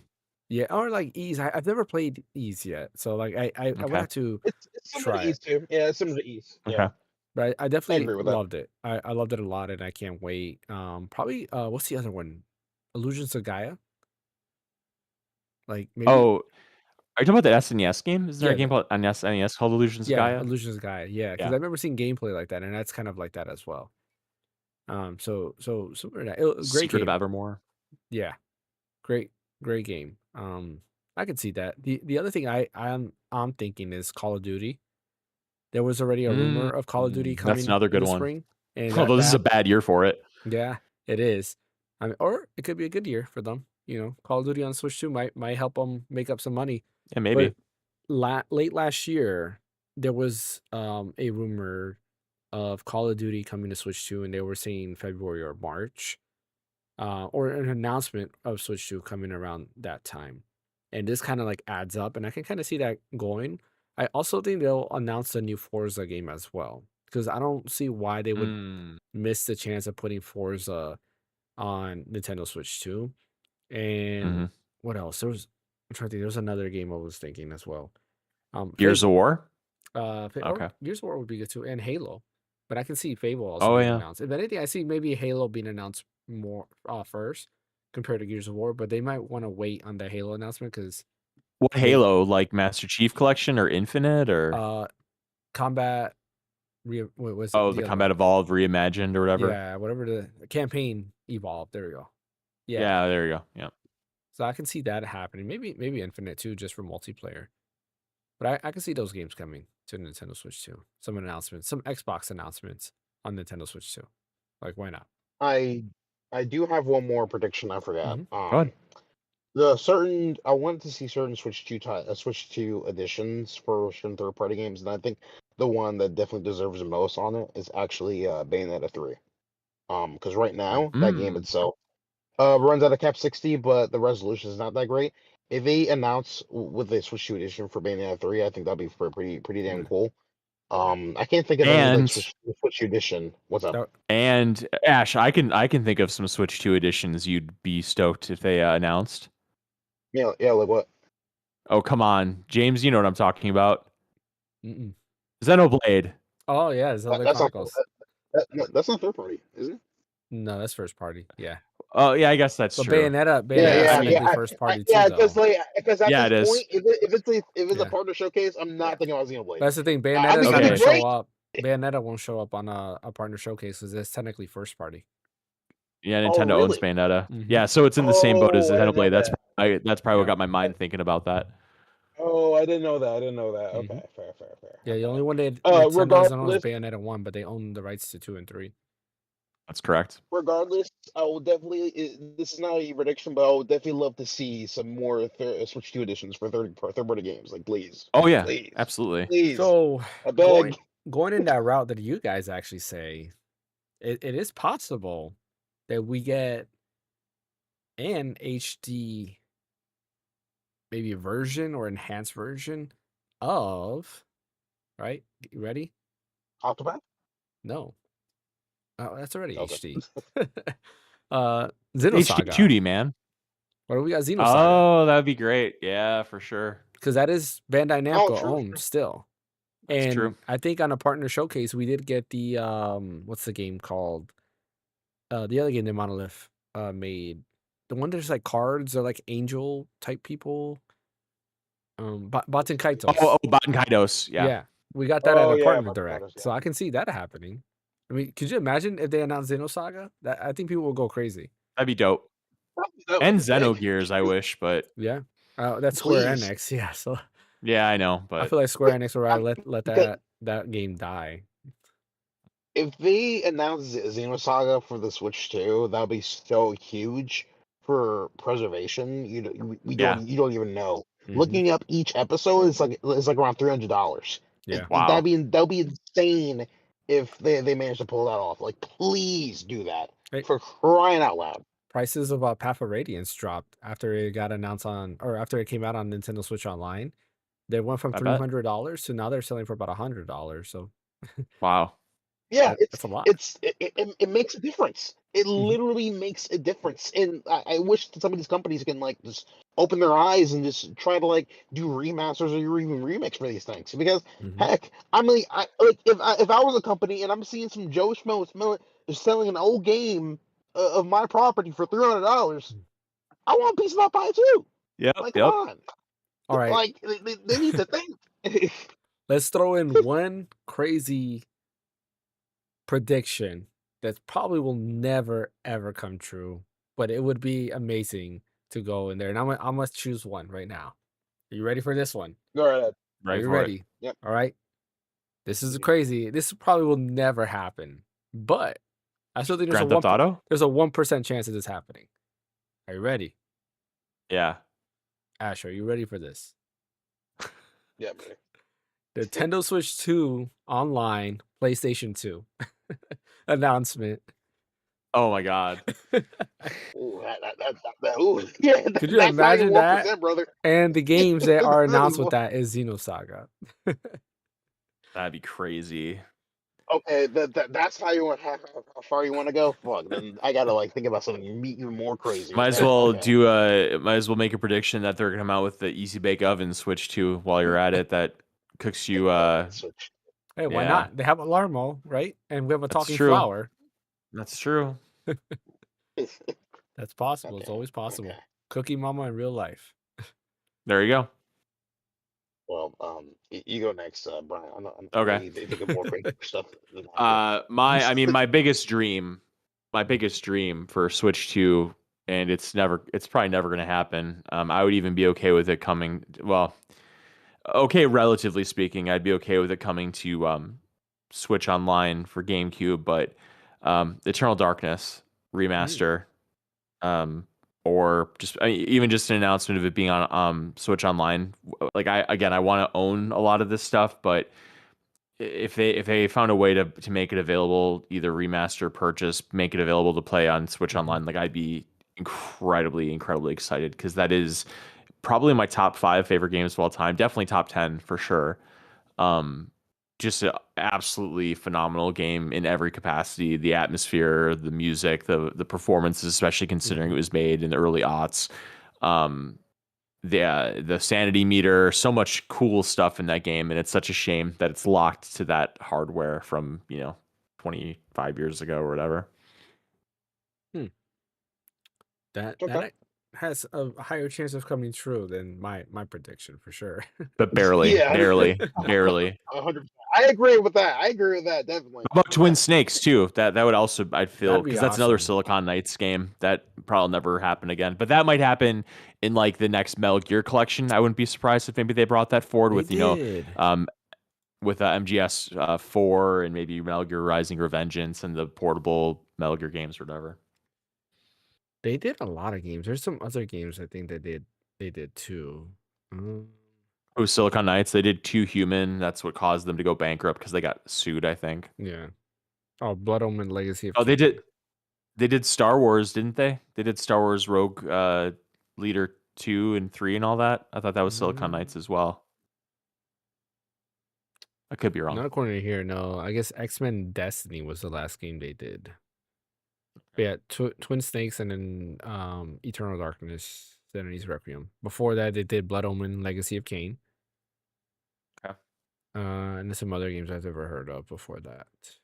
But that's about it.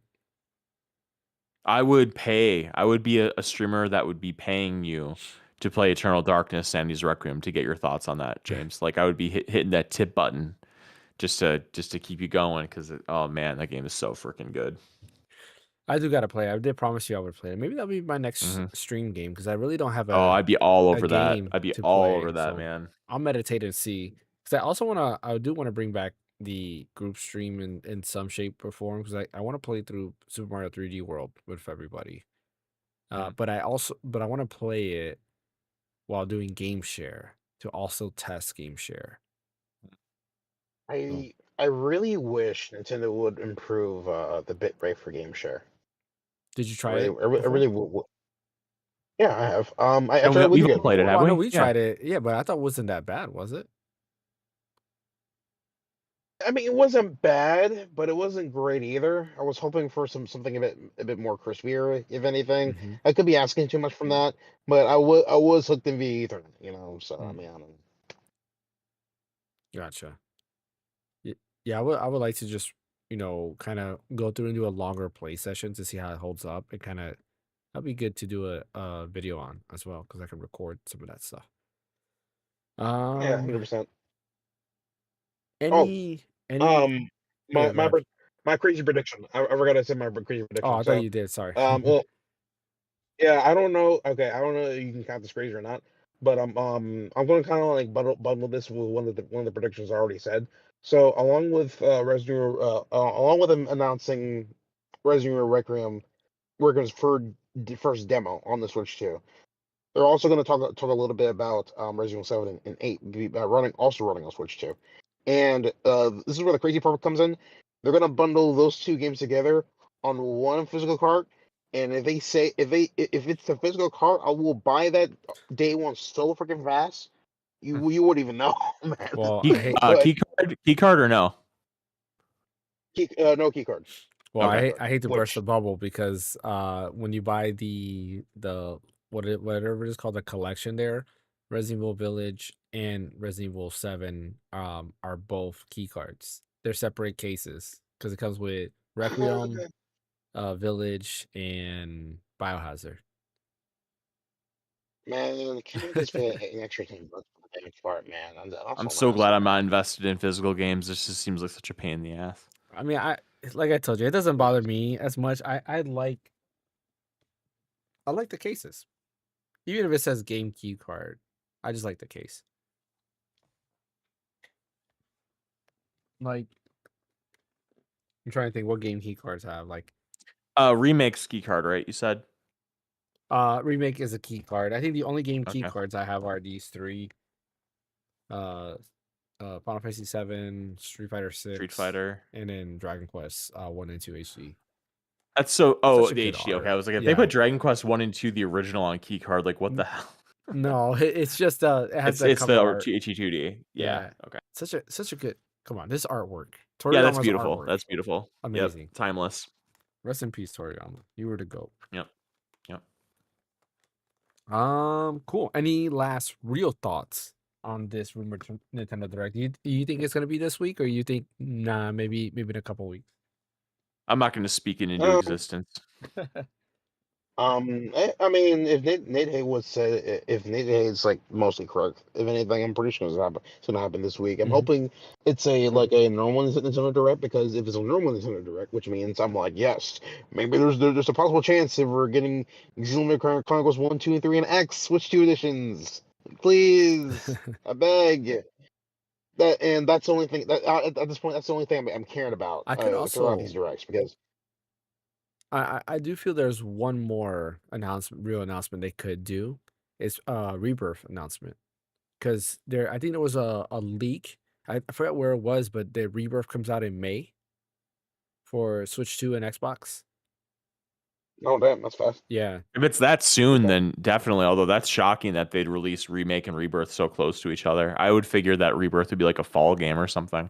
Yeah, I mean, I could see it being closer to the end of the year, but if it comes out in May, that might make sense for it to come out then, which gives people 6 months or so to get the final game in the trilogy, which is rumored to come out in next year. I wonder if they're gonna actually like release this in all consoles at once for the final Mhm. for the final game. That'd be really beneficial for them. But I know it's definitely gonna be costly for them to like maintain all the different versions of the games and stuff, you know. Yeah. But it's if that's what they're truly aiming for, to make sure that everybody's like caught up on every console, just so they can release the game on all consoles worldwide release, then yeah, go for it, man. Go for it. Yeah. That'd Well, be fun to see, if anything. yeah, he did officially announce. He said that they're working on the third title at the same time as the Switch 2 version.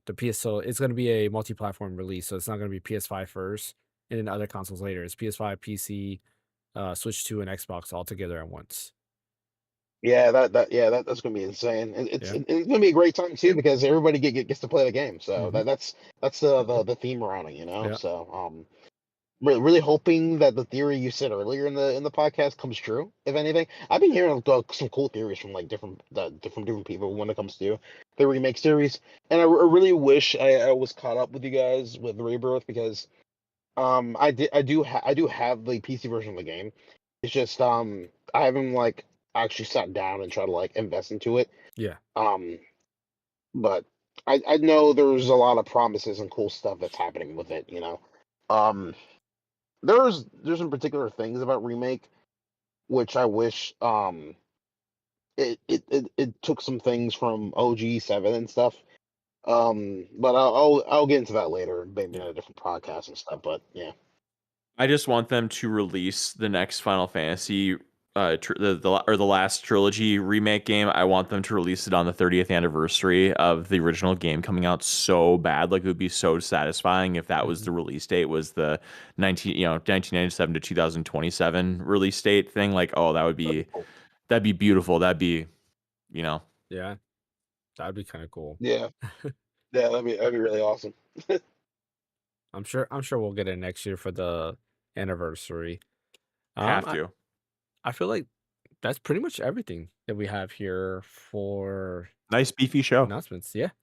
Had a lot of thoughts. We did start off the day start off the podcast talking about what we've been playing, but I feel like there's been quite a bit that we've been playing. I'm excited for next week's podcast to see how far everybody is in Dragon Quest VII Reimagined and kind of give more thoughts on the game there. Because yeah, I'm excited for that. I do want to show Ash this real quick. I'm sure they're Oh, on stream too. This is something that my son got me as a gift. This was my Christmas gift. Huh. okay, so I'm trying to pull up. Is that Yeah. there? I'm on my phone. Give me a second. Yeah, no worries. Got a Uh, nice close up of Ash's face. I feel like I feel like a boomer doing this. Oh my god. Yeah, right. Do you see it? Oh, that's Goku. Yeah. So Goku doing this, Okay, and this thing change my moves too, eyes. which is kind of cool. See, Wow, Oh, you have that's a cool. great son. You have a great son. Where the hell you found that? I have Wow. no Okay. clue, but he had got this for Yeah, me no. for Christmas. But I was like, this is cool. Yeah, it's a little That's pin awesome. there, so I have it with my other stuff. Yeah, I'm telling you, Yeah, I got to. Brian, you got to get into Dragon Ball. You got to watch all of them. That's so intimidating. There's like a million different episodes Just and watch spin-offs. I Kai. I saw mean, they just. so does One Piece, bro. So does One Piece. What's the I'm not difference? watching One Piece either. Okay, with Naruto. I don't watch Naruto either. God dang. Okay, Um, at least start with Dragon Ball. I think you'll have a fun time with it. I hmm think. I did watch the original Dragon Ball when I was a kid, but what was I gonna say? I just saw they announced new stuff for Dragon Ball or whatever, and hmm I don't want to get into all that. Like that's a whole nother thing. Yeah, Oh yeah, 100%. they're kind of finally continuing it because the manga has gone already about like what three arcs or so. Yeah. I wouldn't say three because one of the arcs is technically the movie. But they expand a little bit beyond that. So like the manga has already a bunch of stuff that they can do, and people want to see all this stuff. So yeah, they announced some stuff, and they announced a remake. So it's gonna be another version of the Battle of the Gods, which was the first one, and then they've done it into anime. There's the manga version, and now you have another version of it, and no one version is alike. They all have different scenes, which is funny, but that's coming. Anyways, that is all that we have for today's podcast. Appreciate everybody for joining. As always, don't forget to hit that like and subscribe button. Follow over on Twitch.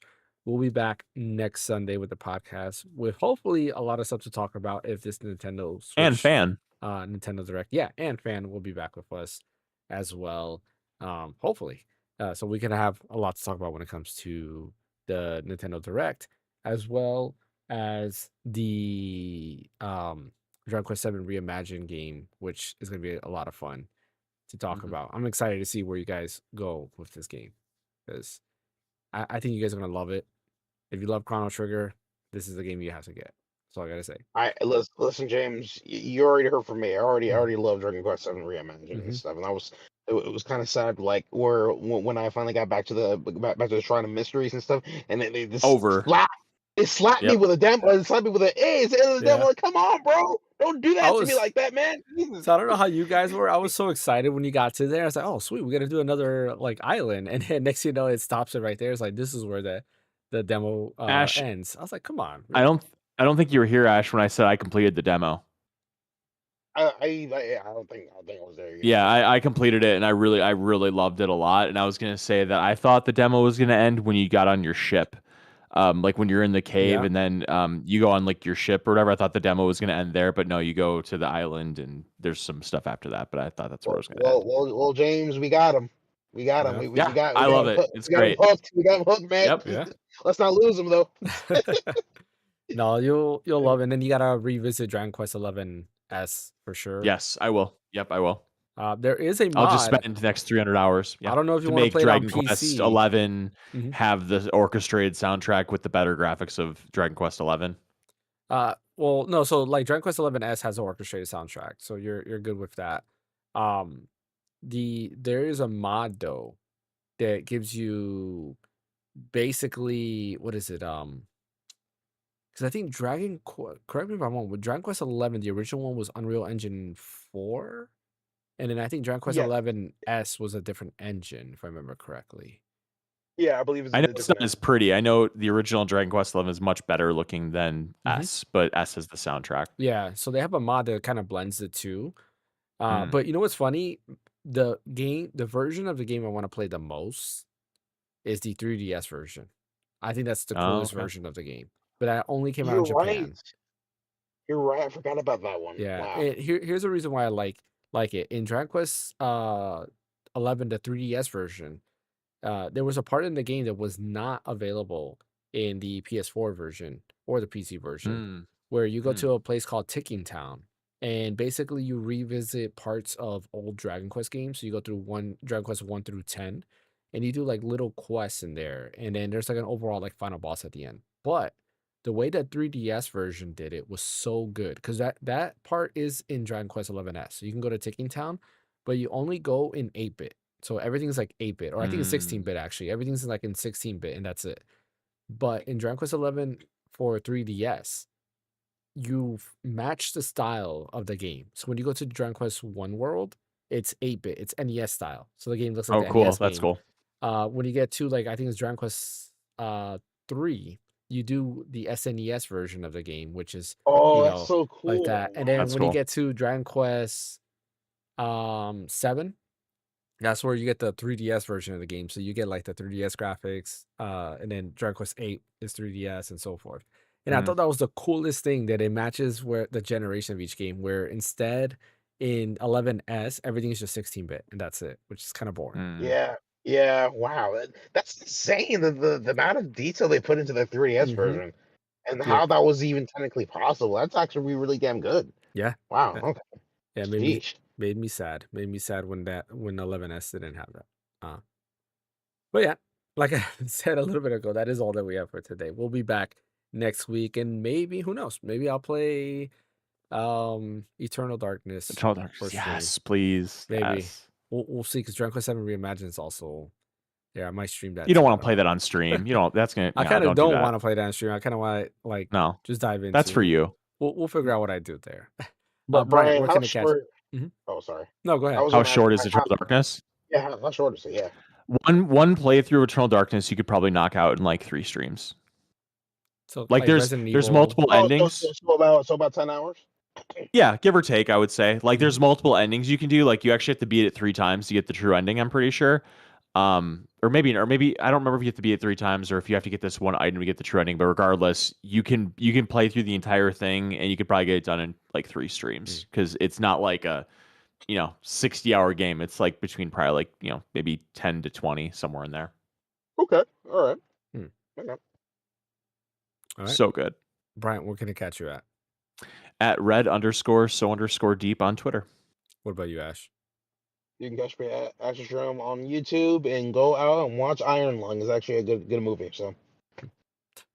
And as always, you can catch me here at the Random Encounter. We'll have a video up this week. Going to be messing with some stuff too, because I do want to try the new Final Cut Pro, the Montage feature that's on iPad.